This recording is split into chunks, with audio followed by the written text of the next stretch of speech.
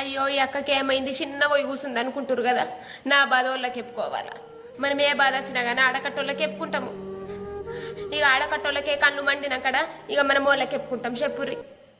ఇగో రోజు ఏ పాత చీర కట్టుకున్నా నడుతుంది. పండుగ నాడు కొత్త చీర కట్టుకుంటే మంచిగా. ఇక పండుగ నాడు కూడా పాత చీర కట్టుకున్నాను అనుకో మా ఇంటోళ్ళు తిడతారు. అవే గనిగానం చీరలు ఉంచుకొని ఈ పండుగలగా పాత చీర కట్టుకున్నావు అని తిడతారు అని నేనేం చేసిన, రంగుల పండుగ నాడు కొత్త చీర కట్టుకున్నా.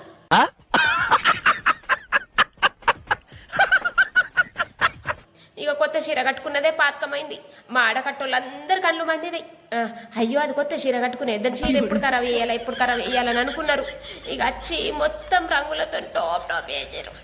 నెత్తి మీద కిస్తి గుడ్లు వలగొట్టిరు. చీర మొత్తం టోప్ టోప్ వేసారు. ఎంత విండినా కానీ చీర కలర్ పోతలేదు, కౌసాసన పోతలేదు. అసలు చీర దొరుకుతుందో దొరకదో పందేసలా ఆయన కొనుక్కోరా చీరే.